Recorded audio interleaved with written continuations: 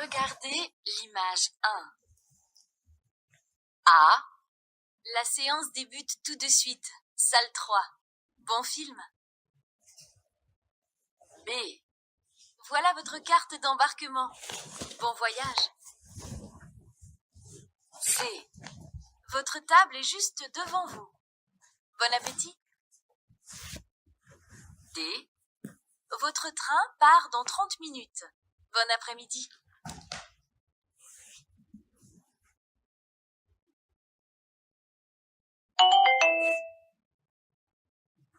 Regardez l'image 2. A. Quel temps fait-il? B. Qu'est-ce que tu lis? C. Qui est au téléphone? D. Veux-tu aller dehors?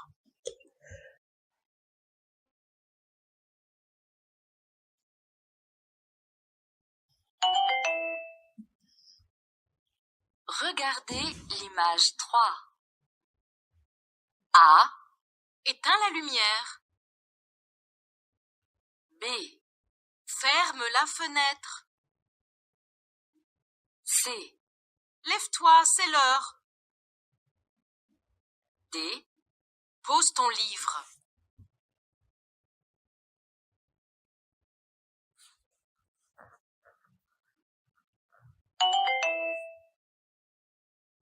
Regardez l'image 4. A. C'est un acteur formidable. B. Je déteste la publicité.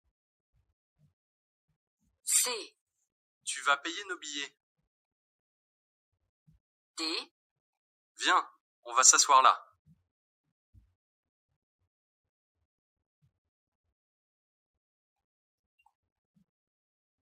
Écoutez l'extrait sonore et les 4 propositions. Choisissez la bonne réponse.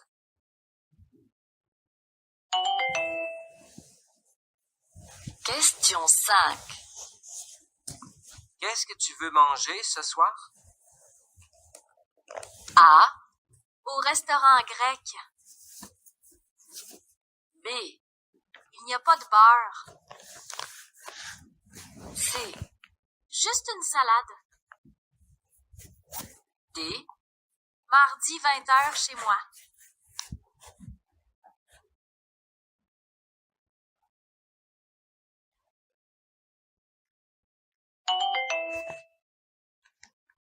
Question 6. Après mon baccalauréat, je voudrais étudier la biologie comme Lucie. Qu'est-ce que tu en penses? A. Ça change parfois. B. J'attends sa réponse. C. Réfléchis bien. D. Tu dois écouter.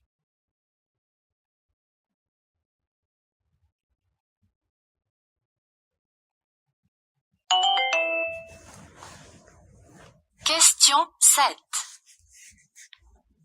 Cette année, c'est décidé. Nous allons faire du ski pendant les vacances de Noël. Tu nous accompagnes? A. Avec plaisir. Je suis libre demain. B. Bonne idée.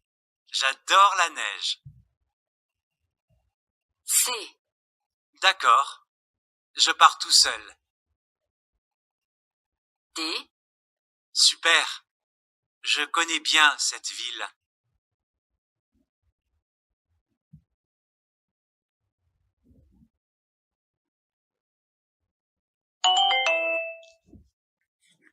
Question 8.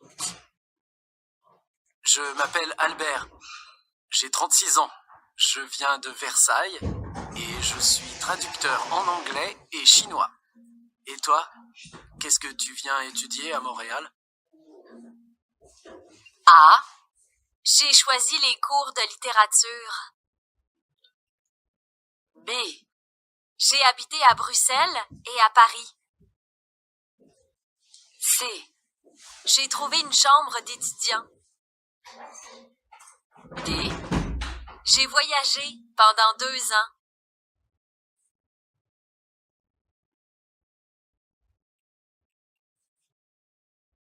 Écoutez le document sonore et la question. Choisissez la bonne réponse.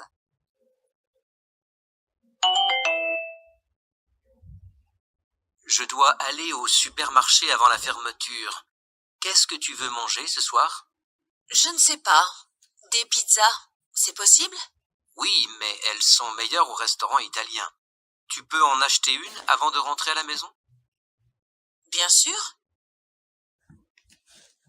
Question 9. De quoi est-ce que ces deux personnes parlent?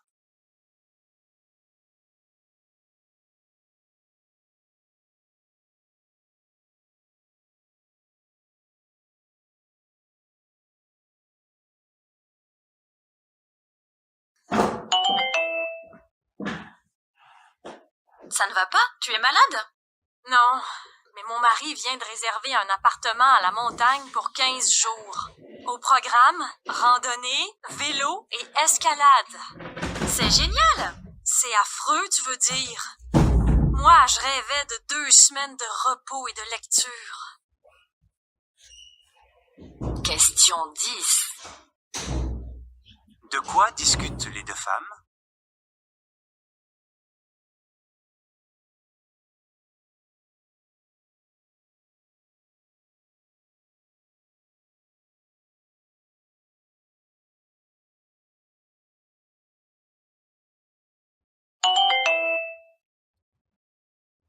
Association Vie étudiante, bonjour. Bonjour madame, je suis un étudiant étranger et je cherche un logement. Est-ce que vous voulez une chambre en cité universitaire? Non. Vous cherchez un appartement en colocation? Non, j'aimerais un studio. Bien. Je vous envoie des adresses de propriétaires par courriel. Question 11. Qu'est-ce que cet étudiant veut?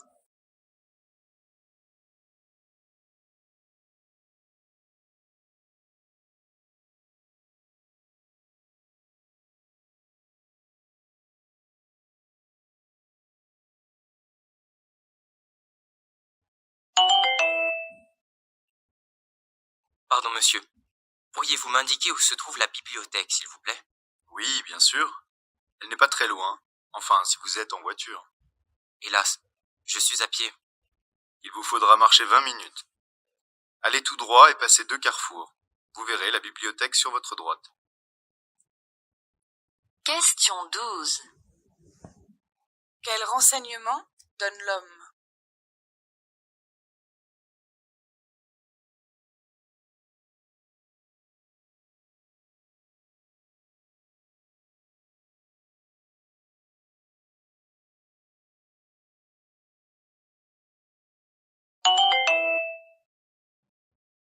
Bonjour, je voudrais réserver un séjour aux Seychelles.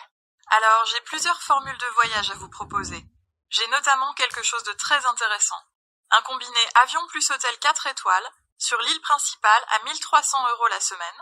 Départ entre le 10 et le 15 décembre. C'est au-dessus de mes moyens. Qu'auriez-vous d'autre à me proposer? J'ai aussi des hôtels de catégorie inférieure. Ouais, je préférerais.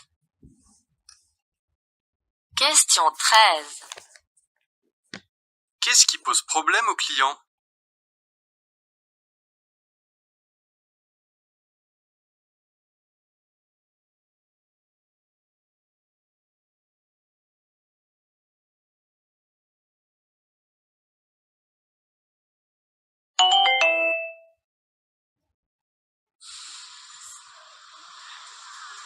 Bonjour madame, je viens de voir à l'affichage que le train pour Londres a 1 heure de retard. Pourquoi? C'est encore des cheminots qui ne sont pas contents? Non, pas cette fois. Mais malheureusement, je n'en sais pas plus que vous. Alors là, c'est un comble. Pour une fois que ce n'est pas un arrêt de travail, il n'y a personne qui puisse nous renseigner. Non. C'est peut-être une panne. Je ne sais pas non plus. Il faut attendre et continuer à consulter le panneau. C'est tout. Question 14. Pourquoi Le voyageur est-il en colère?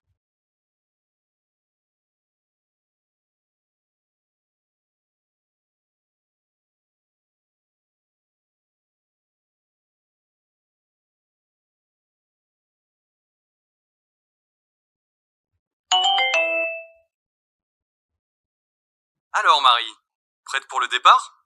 Oui. Tu as le guide touristique de Vienne? Tu pourrais visiter la ville et goûter les spécialités locales. Oh, je ne sais pas. Je serai occupée du matin au soir par des réunions et des rendez-vous avec des clients. Ah, et tu vas voir tes amis autrichiens? Non, pas cette fois. Question 15. Qu'est-ce que Marie va faire à Vienne?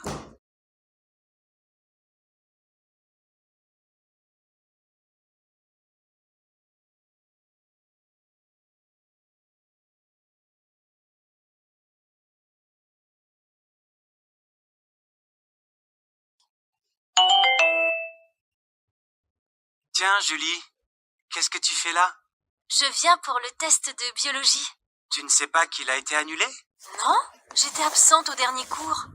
Pourquoi ce changement? À cause de la grippe. Il y a eu beaucoup d'absences cette semaine.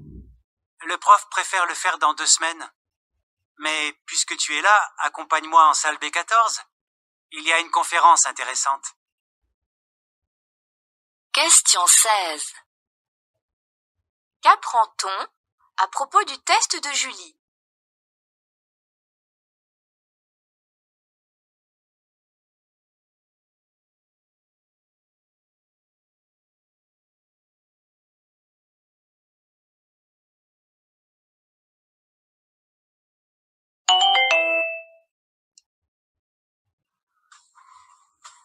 Bonjour, vous êtes la chanteuse Pascaloun, n'est-ce pas? Oui, c'est moi. Bonjour, voilà, nous sommes une association et nous organisons chaque année une grande soirée, une fête solidaire au profit d'un programme de lutte contre la malnutrition au Burkina Faso. Et nous proposons à différents artistes de se produire ce soir-là, gratuitement, bien entendu. Et donc, on a pensé à vous cette année. On vous invite à participer à ce moment de solidarité. Chaque artiste invité dispose de 20 minutes sur scène et on met à votre disposition une équipe de techniciens pour vous aider.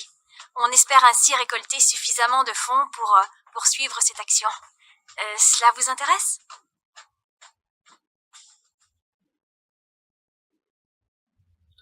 Question 17. Que demande-t-on à Pascaloun?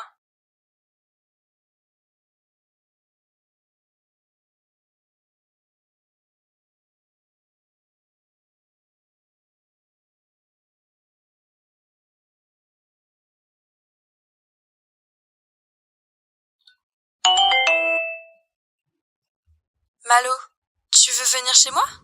On pourrait regarder le championnat du monde de jeux vidéo. Oui, je sais que tu es fan, mais je trouve que ce sport n'a rien à voir avec le vrai sport. Les participants ne font pas vraiment d'efforts physiques, ce n'est pas très impressionnant. Tu as tort. Certains champions de sport électronique ressemblent aux autres champions. Ils signent un contrat, s'entraînent beaucoup, sont suivis par des médecins pour éviter des douleurs au dos ou à la main. Question 18. Que propose Malo à son ami?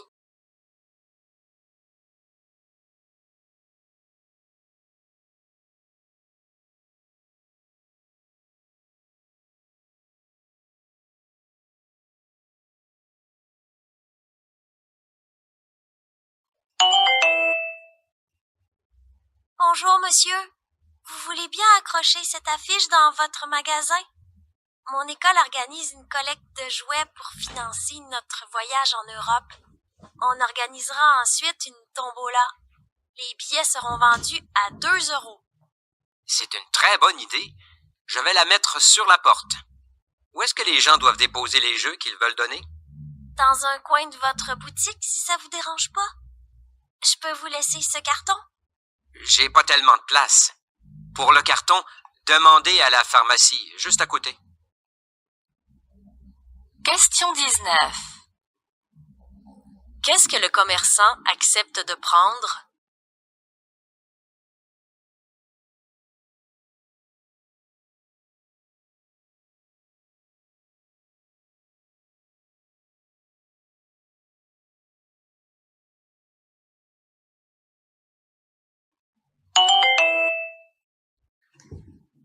Bonjour, je souhaiterais passer quelques jours à Paris. J'espère qu'il est encore temps de réserver.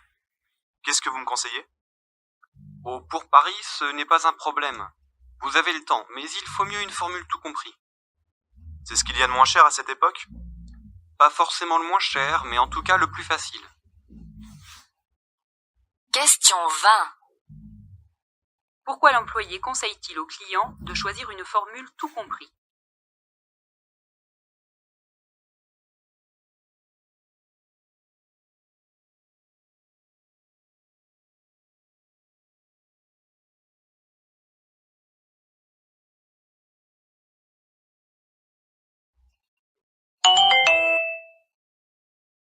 Alors, Frédéric, ce voyage en Inde.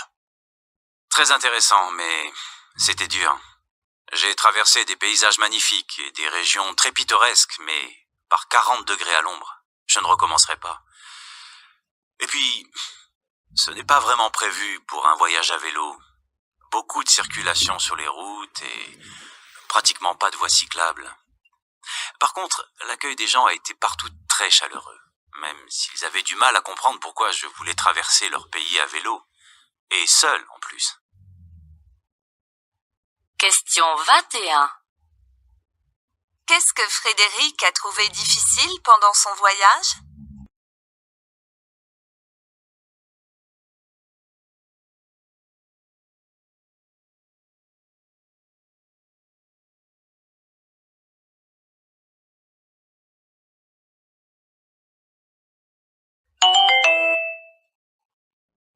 Salut Nathalie! Alors, comment s'est passé ton week-end à la montagne? L'endroit était splendide, mais le séjour a été gâché parce qu'il a plu tout le temps. On n'a pas pu faire de la randonnée comme prévu. Ah, c'est dommage. Qu'est-ce que vous avez fait alors?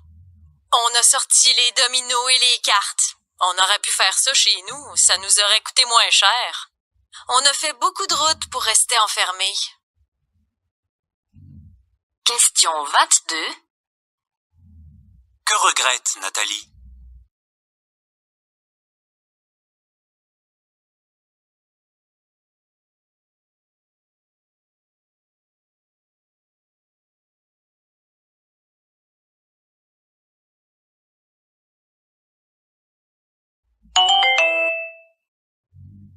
Eh ben, à Amiens, les aspirateurs des agents de la voirie avalent 500 tonnes de feuilles chaque année. Celles-ci, une fois ramassées, sont d'abord stockées dans plusieurs lieux de la ville, puis elles sont triées dans l'usine de méthanisation picarde IDEX Environnement. Elles ne vont pas toutes subir le même sort. Toutes ne sont pas traitées de la même manière. Les feuilles les plus propres, généralement, celles ramassées dans les parcs et jardins, sont transformées en compost. Question 23. De quoi parle le journaliste?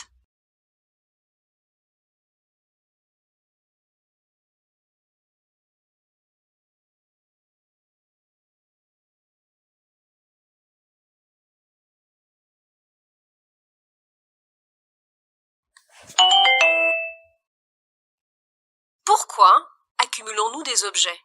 Avant tout, l'objet en fait nous signale. L'objet, c'est un peu nous. Je suis ce que j'ai, je suis ce que je porte, je suis ce que je possède. Et en fait, l'objet, via le regard d'autrui sur notre objet, nous permet de nous construire une identité, qui on est, notre intérêt. Tout ça passe effectivement par la médiation des objets, que ce soit les vêtements, que ce soit une voiture, que ce soit un lieu de résidence, des chaussures ou je ne sais quoi. Donc l'objet est très important. Question 24. Selon l'intervenante, pourquoi accumulons-nous des objets?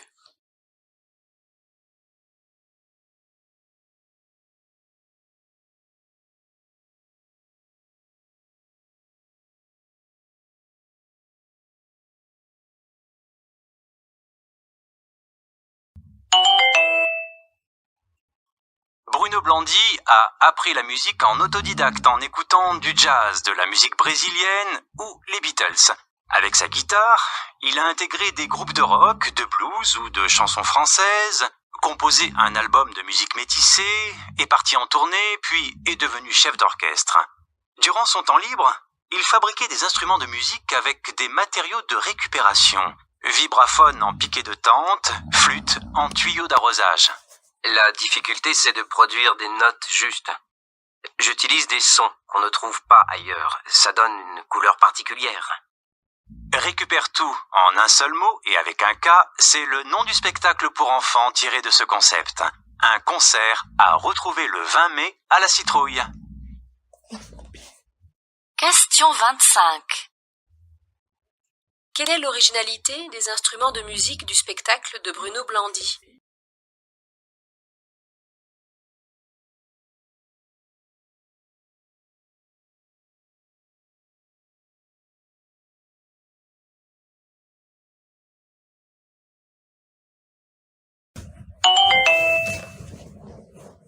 Bonjour Tom, c'est Monsieur Durand.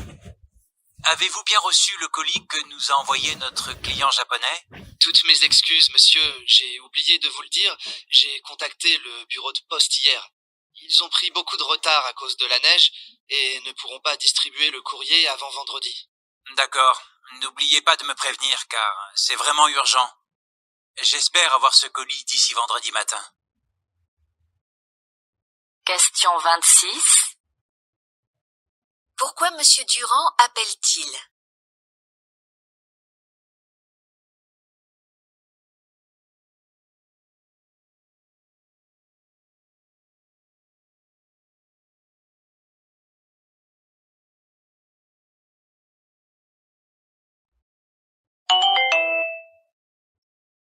Delphine Manceau, en tant que directrice de l'Institut pour l'innovation et la compétitivité, pensez-vous que tout le monde peut être innovant? On croit souvent que l'innovation survient par hasard et qu'il s'agit d'un don individuel. Mais être innovant et créatif, ça s'apprend. Alors, comment rend-on un étudiant innovant, par exemple? Il faut différencier l'innovation individuelle et la capacité à être innovant collectivement. Nous avons donc mis en place des programmes pour apprendre aux jeunes à conduire des projets innovants dans le cadre d'équipes diversifiées. Question 27.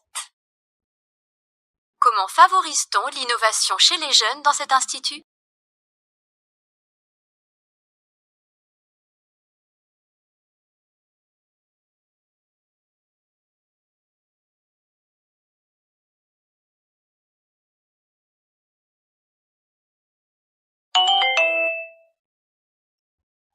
Si les enfants ne mangent pas assez de fruits et légumes, c'est peut-être parce qu'ils n'aiment pas ça. En fait, les enfants mangent principalement par plaisir et c'est une fonction que ne remplissent pas les fruits et légumes. Certes, tout le monde est d'accord pour dire que c'est bon à la santé, que c'est nécessaire, que c'est souvent contraignant à préparer, que cela ne remplit pas l'estomac, voire que ce n'est pas bon. Mais on trouve rarement la notion de plaisir associée aux fruits et légumes. Question 28. De quoi est-il question?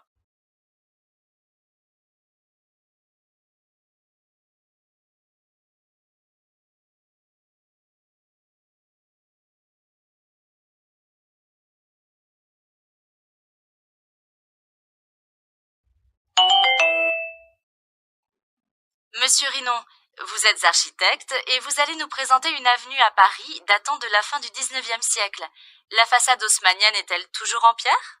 Oui, c'était une obligation qui figurait dans l'acte de vente. C'était la manière finalement dont Haussmann légiférait puisqu'il n'y avait pas de loi. Pourquoi? Le permis de construire n'existait pas? Le permis de construire en effet viendra plus tard. Donc on leur disait simplement « Vous devez utiliser de la pierre pour les façades ». C'est ça. Quand les propriétaires achetaient le terrain pour construire, on leur imposait une pierre de taille. Dans les belles avenues comme celle de l'Opéra, on indiquait aussi que les lignes devaient filer, pour donner une certaine harmonie, une certaine homogénéité, une certaine monotonie pour ceux qui n'apprécient pas cette esthétique. L'idée d'Haussmann, c'était qu'à partir du moment où on construisait un immeuble dans une avenue, les immeubles suivants devaient le prendre comme modèle. Question 29. Quel principe retrouve-t-on dans l'architecture haussmannienne?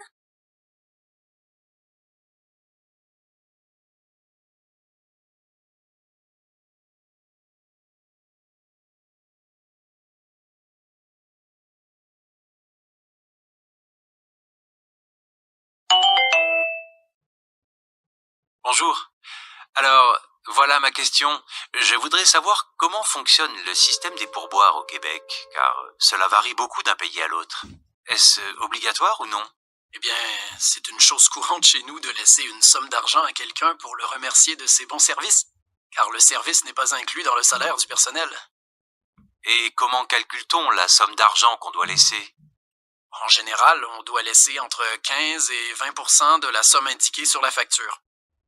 C'est une vraie gymnastique alors au moment de payer. Non, pas vraiment. Nous autres, Québécois, on est habitués à ce système. Ça se fait presque automatiquement. Question 30. De quoi dépend le montant du pourboire au Québec?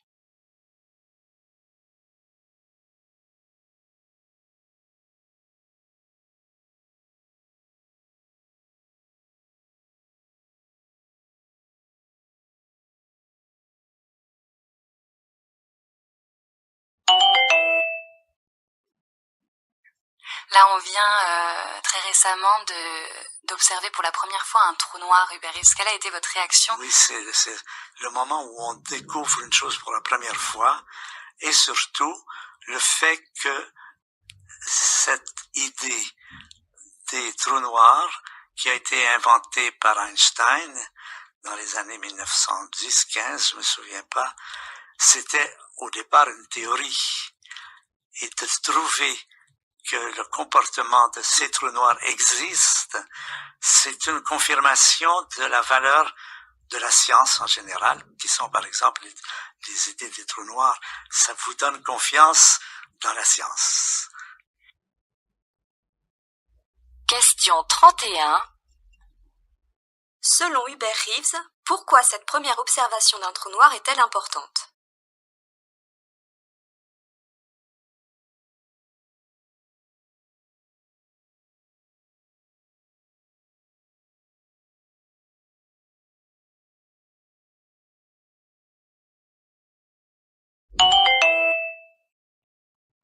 Les articles de journaux, en tant qu'objet d'étude dans les manuels scolaires, existent depuis le 19e siècle.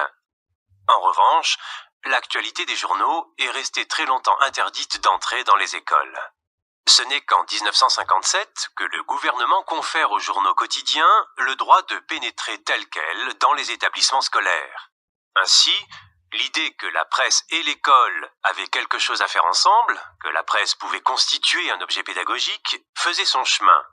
Il a fallu attendre 1983 pour que le ministère de l'Éducation nationale ne se décide à administrer l'enseignement de la presse à l'école. C'est la création du CLEMI, le Centre de liaison pour l'enseignement des moyens d'information.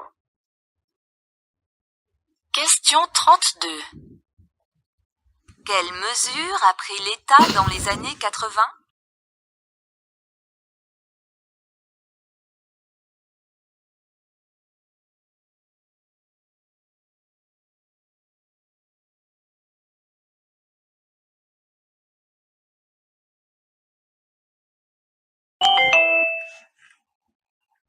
Auguste Escoffier, c'est le roi des cuisiniers. Le cuisinier des rois, qui est connu pour ses innovations culinaires et son habitude de présenter à ses hôtes ses plats en salle. Une belle amitié et une incroyable complicité avec César Ritz, son pendant en hôtellerie, ont fait de leur association un des plus grands succès de la fin du 19e siècle. Leur idée de séduire la clientèle et de lui offrir le rêve en dédiant par exemple les nouveaux plats inventés par Escoffier aux convives célèbres, comme la pêche Melba ou la timbale Garibaldi, a assuré leur fortune. Question 33. Selon ce journaliste, comment s'explique l'enrichissement d'Escoffier?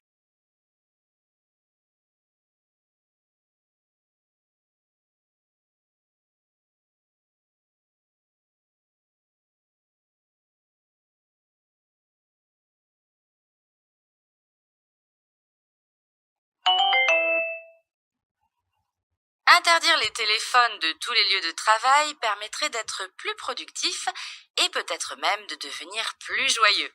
À ce jour, très peu de patrons demandent à leurs employés d'éteindre leur portable quand ils entrent en salle de réunion. Pourtant, ce ne serait pas difficile à mettre en place.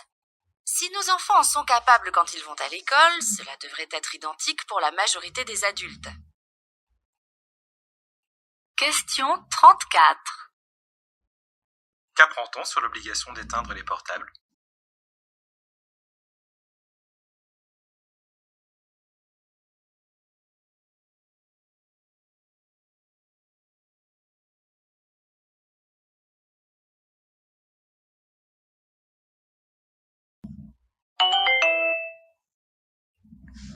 On l'a dit, la culture générale a toutes sortes de défauts, mais en plus, elle a le défaut d'ignorer les sciences. Ça, c'est assez facile à faire comme constat.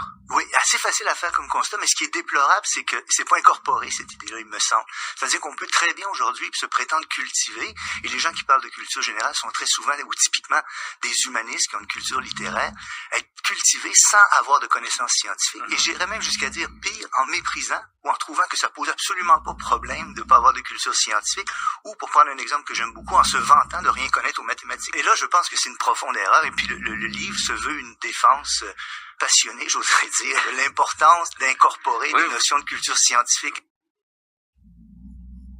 Question 35. Pour l'auteur, de quoi les gens cultivés doivent-ils se rendre compte?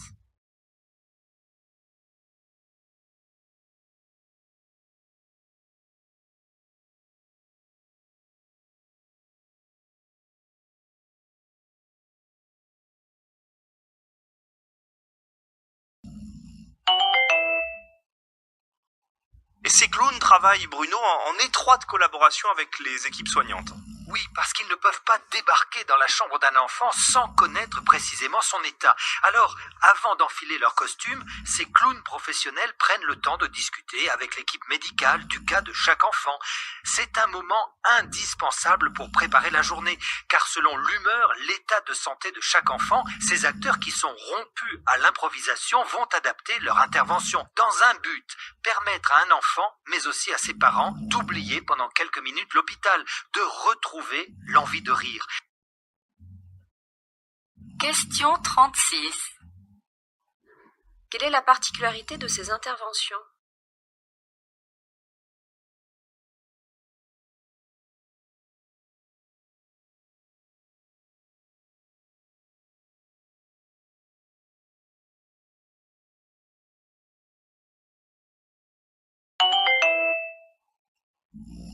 Il y a un manque de clarté au niveau de la politique des dates de péremption au Canada. Parce que souvent, les consommateurs vont peut-être jeter des produits quand la date meilleure avant est passée, mais ça ne veut pas nécessairement dire que le produit est insalubre.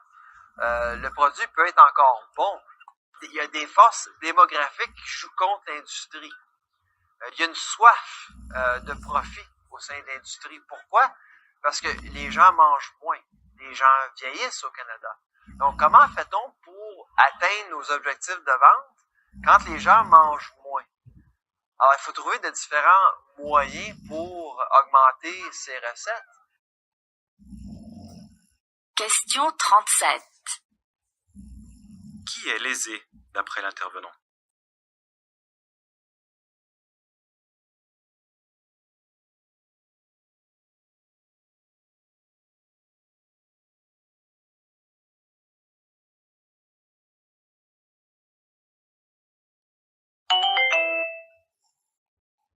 Ouvrir une chambre d'hôte, c'est d'abord opter pour un mode de vie bien particulier où vous partagez la vie de votre quotidien avec des gens de passage, soit toute l'année, ou une partie de l'année. Et c'est une formule conviviale qui a du succès puisqu'on en compte plus de 110 000 en France. Est-ce qu'il y a moins de contraintes pour les gîtes ruraux? Oui, tout à fait. Si vous êtes moins disponible, le gîte rural, pour cela, il vous suffit d'être là à l'arrivée, au départ des vacanciers. Et en fait, il suppose au contraire un logement qui est vraiment indépendamment du vôtre, qui est généralement situé à proximité de celui du propriétaire, mais où le vacancier va séjourner en toute autonomie pendant la semaine ou pour le week-end. Question 38. Que peut offrir un propriétaire de gîte rural?